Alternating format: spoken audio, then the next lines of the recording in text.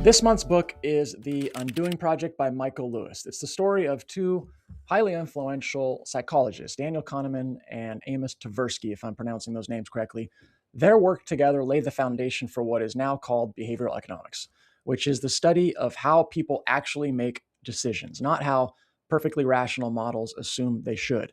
It blends psychology with economics to explain how biases, emotions, and mental shortcuts influence choices, especially under uncertainty.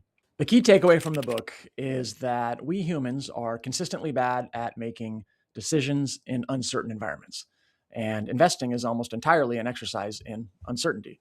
So these two psychologists, Kahneman and Tversky, showed, or at least tried to show, that our brains rely on shortcuts. Now, these shortcuts are helpful in everyday life when it comes to making quick decisions, but they break down a bit when the outcomes are highly unpredictable. We can become overconfident. We can see patterns that just aren't there.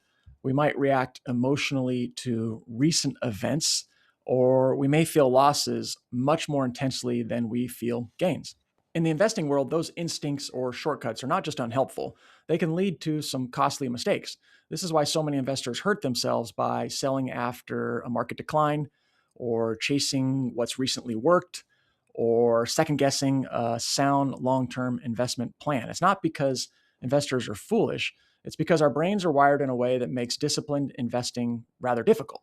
And that's where good financial planning comes in. The value of a well constructed portfolio, a clear strategy, and a repeatable process is not that it predicts the future. It's that it reduces the number of emotionally driven decisions an investor has to make along the way. One of the hardest parts of investing isn't understanding the market, it's managing ourselves. So, who should read this book?